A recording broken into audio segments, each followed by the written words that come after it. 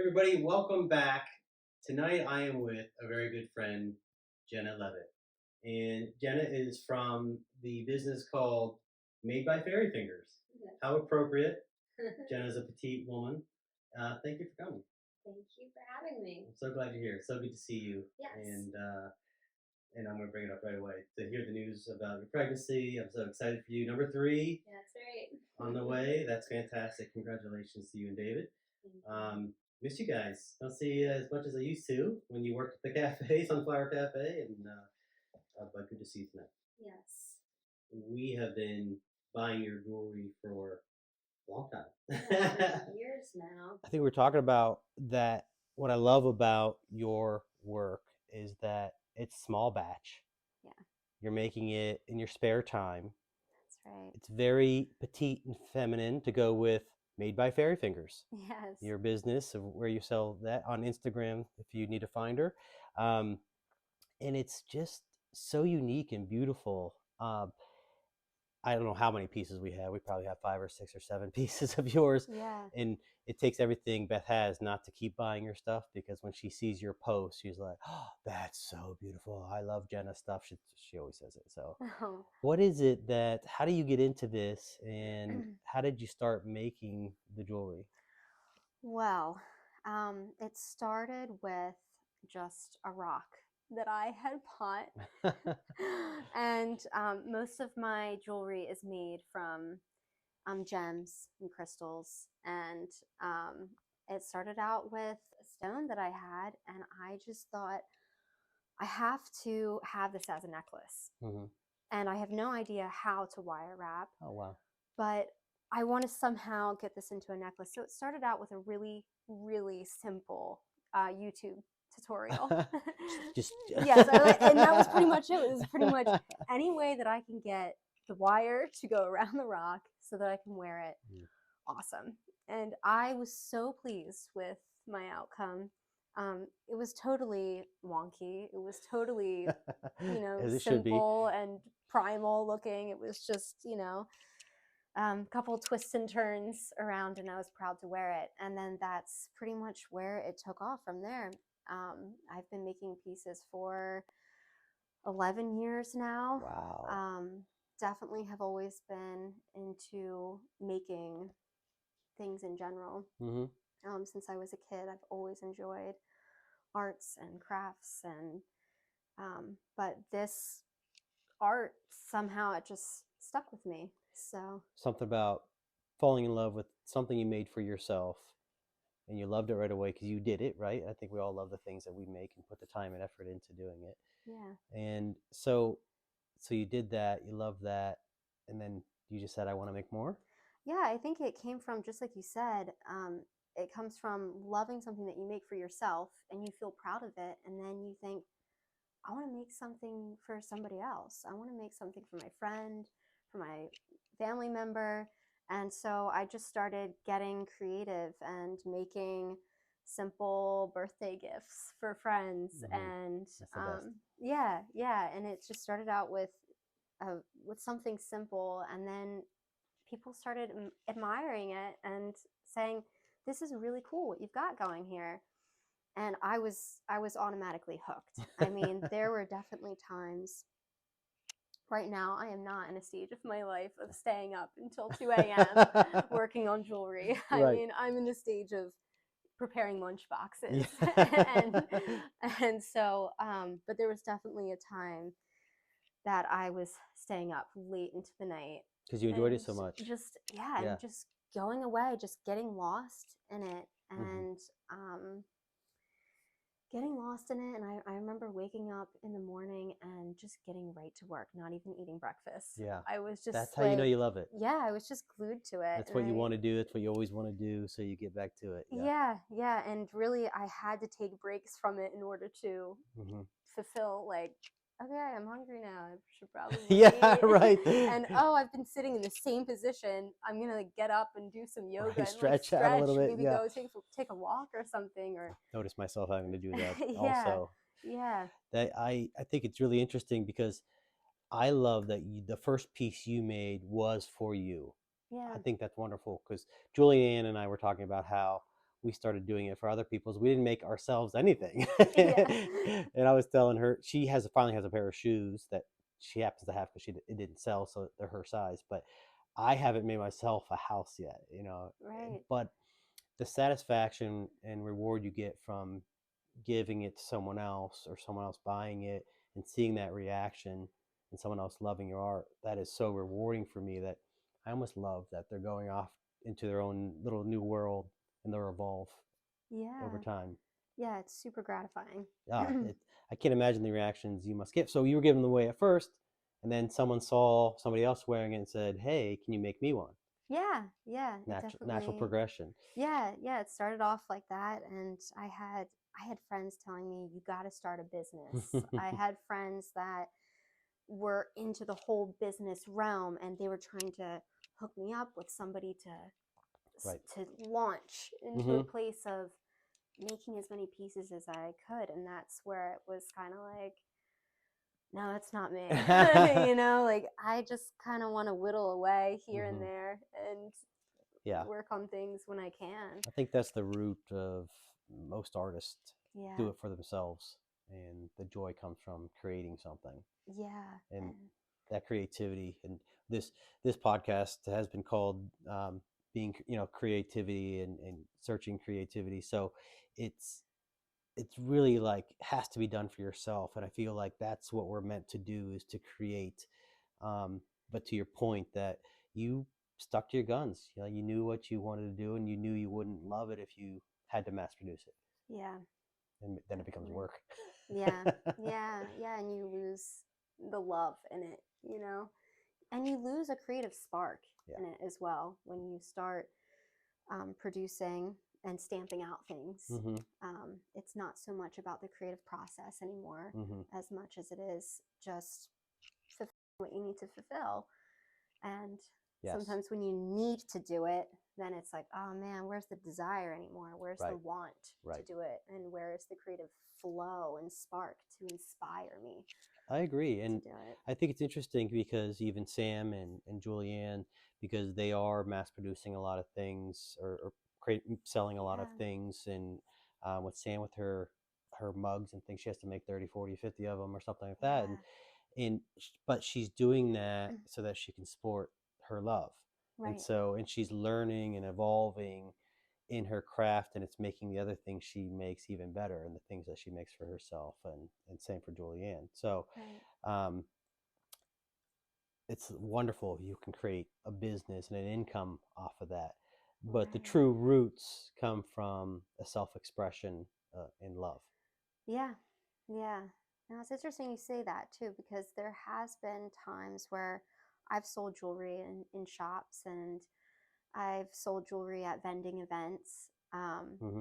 Not so many, and not for such a long time, but during those times, I would say that it did push me in a way I had a learning curve of I need to get this done, and also pushed my skills as well when I had customs come in of this is what I want, this is what I'm envisioning, and I would say, cool, I've got it.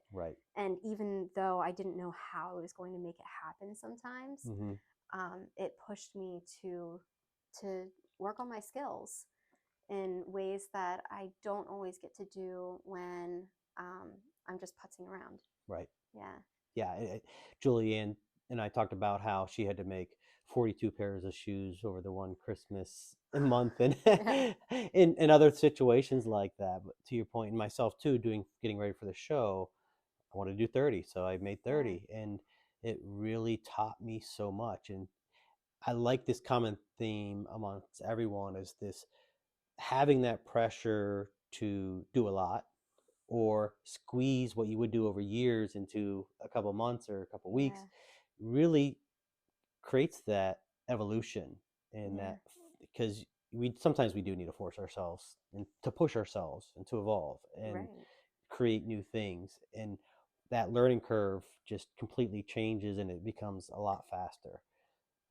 So that pressure is good. And Definitely. you've done, like you said, some booths, some little shows, and I've been to a couple. And you're right. What I love about what you do is that mass producing, and you're really spending time on the pieces that you make. And when you have enough, you do a show. Yeah. Uh, Yeah. And I think there's something really special in the fact that, um, that I guess the important thing about buying from small businesses and people like yourself is, man, you're getting a real unique piece. Yeah. Nothing is the same that you make, even if you have a couple basic ones that you can go back to if you need to really mass produce something. But um, when you can take your time, you're really creating something unique and putting yourself into that. Totally. Yeah. There's definitely a handful of pieces out there that I don't think I could replicate again, and sometimes I forget that I even made them. Mm-hmm. I see photos of them from the past, and I'm like, whoa, I did that. yeah, I did that, and I only had that for a week, and then it was gone. And I Mm-hmm. kind of miss that, Mm-hmm. you know, like, oh, it'd be cool to have those pieces around again and see Yes. them again. And I have no idea how many pieces I've created over the years. Oh I mean, I wow. couldn't Right. What's out there? begin to count. And I'm sure there's, the ones from the first year were just, I mean, they might as well, I just have, the stones might have well just returned to the earth at this point, because they Right. were really just, It was, but scrambled it together. had its But moment, and I've talked about yeah, that too. My early on houses were very different than what they are now. yeah, But when I create Halloween houses again this year, even though that's where I started, it's gonna have a lot of common theme for it, but it's gonna be completely different again. right. Um, and you have different size stones, so they can never all be the same. You have Yeah, to work with the things. I mean, I can't imagine you can recreate exactly that again. no, I mean, that's a I really couldn't. no.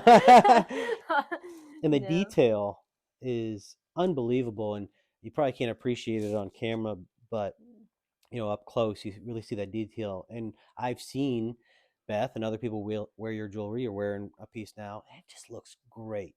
I mean, it's just a really, really nice piece, and thanks. you can tell that it's not a name brand of some kind, made by Fairy Fingers name brand. Right, no. So, where do you draw the inspiration to get started now? Hmm. I think it goes back to the same exact inspiration that started me, is just the stones themselves. Ah, Yeah, I have a whole plethora of stones at home, you're one of and those girls. I'm one of those Yeah. girls. In the windows, in the moonlight. All of the above. And tons that are, I mean, I have a whole organizer with color coded and types of stones, pretty much just because I've accumulated so many over the years. And a lot of them have been gifts. Hmm. And so they've just gone into their little places. And every once in a while, when I want to look for inspiration, I look through those drawers and I Mm. pull them out and I get excited about, wow, this would look really cool in a pendant or in a pair of earrings. And that's usually where the inspiration starts for me.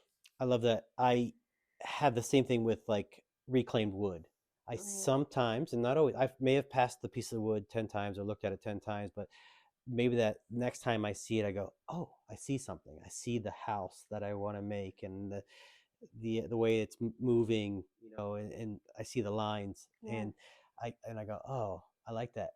And so we talked about this a little bit before, the energy, something about the connection to everything, um and if you believe in the connection of the energies from the earth, or God, or whatever it is, your thing that draws you in, some it's like those moments you have to accept when you look at a stone and it says, pick me, pick me, pick me, Yeah. it's my time. And Yeah.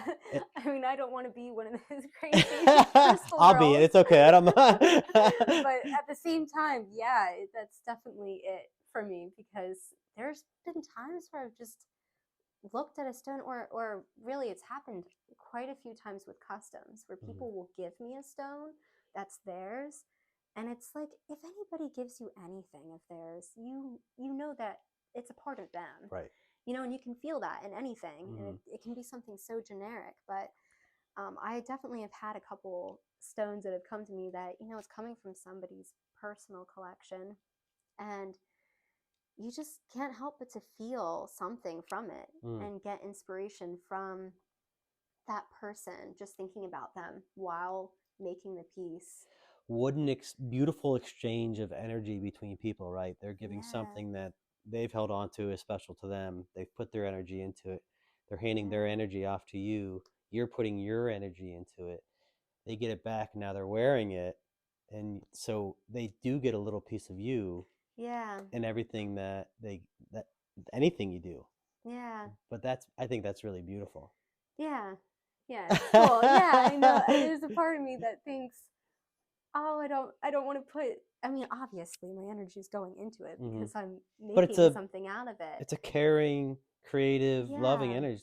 It's a good energy to exchange. Yeah, and it definitely, when I am working with it, it is that caring energy of like, wow, I'm holding something of somebody's that is near and dear to them. Right. So, you know, take care with it, Mm-hmm. not to, let alone break it or something, but also just to like keep it theirs. Well, if you're a you rock know? hound and a crystal girl, I see why you don't want to, put the wrong kind of energy into it. Because if you believe Yeah. in those kind of things and those energies of stones and whatnot, you can put that negative energy out there, and you're not doing that. You actually really respect it. Yeah. That's wonderful. Yeah, Yeah. that's a neat thing that you can do and take someone's what they love and then make them love it even more. Yeah. So you get a lot of gratification from that. That's great. Yeah, The definitely. love of the stone. So that's where it comes from. And have has having a family now changed that process? Definitely. It's definitely changed that process. Like I said, no more late nights. you know, it's just the responsibility has to kick in as much as I want to push it off sometimes. David's always a great reminder of that. Like, yeah, like, what are you doing? Are you still, like, Yeah. let's carve out time for that. Mm-hmm. And that's been a huge learning curve for me because I'm definitely on the fly type of person, and I totally get lost in the sauce when it comes to creating things. I love that saying. Yeah, me too. um, and so it's hard because when you are in the creative flow, it's like, You don't want to go. no, Yeah. I do not want to stop right now. Mhm. Please don't let me stop. But sometimes you have to, if there's somebody tugging on my sleeve, it can only go on for so long Yeah. until you just have to put it down and So with the last girls, we've talked about a little bit how they, especially with the art, and I can definitely picture that they need to walk away sometimes. yeah, Uh, totally. and for you, you sound like you're really in it, and you wish you could stay in it. Yes, but as soon as you say that, definitely rings a bell. I mean, there are times where I'm frustrated Mm-hmm. and things are just not working well. And even that's happened with pieces altogether that I've been working on a pendant, and then it just doesn't come together. It's just not coming together. The wire's just not doing what I wanted it to do. And there's been times that I've put things down and made something really simple instead, if I have the time. Right. It's like, I'm just gonna make something that I know how to make, that is really easy and simple, and then there's a little bit of gratification in that of, okay, I completed something at Right. least. Absolutely. And so it feels like at least I didn't waste all my time. But there's also times that I've worked on pieces and stepped away out of frustration or just Yeah. it's just not, Not feeling it. no. Yeah. Right. And then I come back later and then it's like a little light bulb goes off and I'm like, oh, why didn't I think of that before? And guess that's a great point for our audience, and it's come up too many times. It's that you have to walk away, and be true to yourself when you have to walk away, because there's some times where you just gotta know I'm going to do it, and it comes to you if you work a little bit harder. And then there's other times where isn't going anywhere, No. and that walking away, and then again you sleep on it, or you go out, you work on something else, and you're like, oh, Yeah. and you draw that inspiration somewhere else at another Yeah. time. And that's really interesting, because I've made a couple. To your point, I've made a couple where felt like I was rushing them, and I just needed to get some done, and I felt like, oh, this one's okay, you know, but because I was doing like the bling and the uh, seeds and moss later, actually, when I did those things later, I'm like, oh, now this is the best one. Right. It wasn't bad. It's really good, and somebody's gonna love it. And if not, I'm gonna keep it. Yeah, isn't it? I think that this is so cool that something that you can create ends up surprising you in the end. Yes. Oh wow. Because you could be working on something for a while, or like you said, you Absolutely. come back to it, you put the finishing touches on it, and then you take a step back and you're like, Yeah. this is it. This is Right. awesome. So I'll say something that Beth and Julianne said, and that is, Julianne said, trust the process, Yeah. and Beth says, don't judge the process. Right. Right. The process is messy. Yeah. And you don't think like it's not right, but in the end when you finish it, you're like, Right. The process is the process. I mean, when you're in the process, that's really yeah. it. So yeah. And for you, it's like wires on the table. I got a stone. You're starting with your blank canvas Yeah. to say, and then you go to town. Now, do you start, because again, I look at these and the way things are and the one you have on, and they are so different.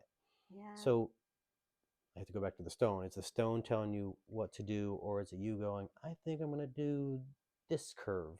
Right. I've definitely picked up inspiration over the years from different people. That's important. Um, yeah, from different wire wrap artists. Mm-hmm. I've met some artists over the Sure. years that I've had, an informal class, and we Mm-hmm. just hung out and wire wrapped, and they threw out some pointers. And I was like, oh wow, I never learned this technique before. And then all of a sudden, for a good year, I was making rings. I just Mm-hmm. kept making rings because somebody had taught me a way to make rings.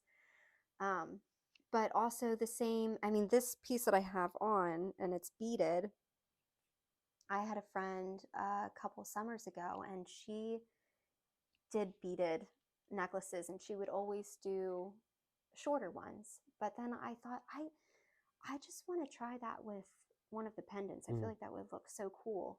And so I got hooked on that for a little bit, and I was doing More quite rocks. a few of, yes, exactly. The more I rocks, the need, merrier. David, I need a couple more rocks. You don't understand. It's for a Yes, thing. yes, exactly. Okay, Jenna. Yeah.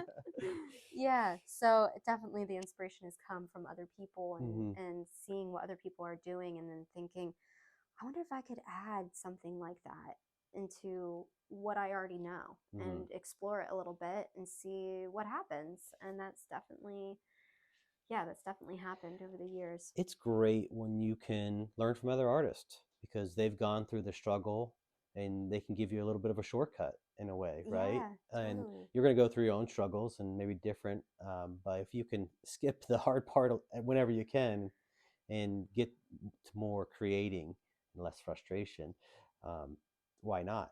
And I think that's really important. I love also the collaboration, not just between teaching each other, but also when you actually do a collaboration and somebody who's doing ceramics and you want to work your stones into it or something like that. Right. I love seeing those two things come together. And you've done a little bit of that with people before too. Yes, I have done that with my friend Alyssa Mm-hmm. from Terrain Textures. Yes. And she makes the pendants with the little itty bitty mushrooms and Mm-hmm. ferns and Is that acrylic or it is, what is it? It's put you on the spot? not Okay, epoxy. it's like It's maybe it's resin. okay.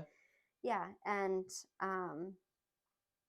yeah, she forges everything, and I think she had asked, well, I think I had bought something from her when she was in the very beginning process Mm-hmm. of her art, and I bought it with the intention of, I'm going to wire wrap this. Yeah. And once I showed her, she was like, "We got to do this." So that started a little bit with that, and yeah, I'm trying to think. I've definitely added crystals into sewing projects before with That's crystal cool. beads, Yeah. and tried to think of different ways to add them into things? I haven't told anyone yet, but so since you're um, our last visitor for this series, I have collaborating with 3 different artists. Oh, fun. Julianne Okay. is gonna paint one of my houses. Awesome. Sarah is gonna paint one of my houses, and then I have another friend who does, I don't know what it's called, maybe drip art or something like that, and she's gonna do one of the houses as well. Cool. So when they're done, that's gonna be my like crunch time, last minute. I'm gonna put everything together, and I've seen a couple pictures already, and I'm like, I don't like. We need to do this every time. Yeah. For those who want that mixed art, because there's definitely people who love that, and you got 2 different skills coming together because I can't do any of that, and Right. I'd never be able to make that myself. So now you have 2 artists putting their energy into a piece, and I just think that's a beautiful thing too. Yeah, that's a great point.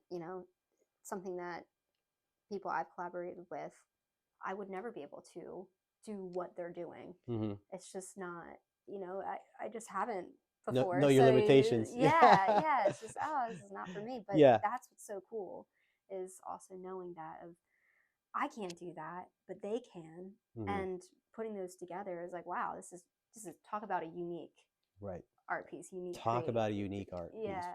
You get 2 for the price of 1. It's Yeah. really incredible when artists come together and I can't say the word, collaborate and create something.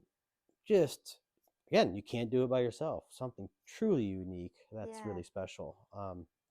So you know, something we haven't touched on, I just want to touch on it real quick, is the failure part and how you learn from your failures, because that's been a common theme as well. And how have you taken your failures and learned from them? Yeah. You're like, I never fail. Everything I do, it's fairy fingers. How could it be anything but great? I mean, it's definitely, I've definitely failed. Okay, well, this is one thing that I would say that I've failed in is that I've sold pieces before and people have come to me.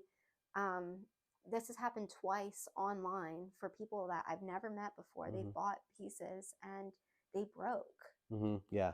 Oh my, like that's like the Right. worst nightmare thing Absolutely. Yeah. when you sell it to somebody online that you don't You don't even know. know. They're not gonna be like, Jenna, it's okay. I'll send it back to you. Right. Right. And oh, no worries, like I'll fix it up for Right. you for free. And of course I did, Of course. say send it to me, I'll fix it free of cost. And somebody did send me their piece back, and it was a type of piece that I had never made before. And I just didn't use the proper material, I would say, because I was just kind of winging it with what I had. And once it broke, I was like, okay, I got to get the proper material and make this better and send it back. And all was well. And the other person, they never sent their piece back, and just knowing, whenever It's I out see there. the pictures of that piece and know that it's broken from this person, and Aw. I feel so bad. But how great to learn from that. Yeah, and you can only do so much. I mean, you can offer in those sort of scenarios, you can offer, I'll fix it free of charge. It's pretty much the best that you can do, right? And so when somebody doesn't take that offer, it's like, drats. But at the same time, That pressure from clients, from people you don't know, next time you made one to sell, it was right. yeah, you have to make sure those things, those loose ends are tied up. Yeah, you definitely learn from those. I don't, I always worry about a house falling and cracking and falling apart. So I always try to make them very sturdy. They're over engineered typically, because I'd hate for that to happen.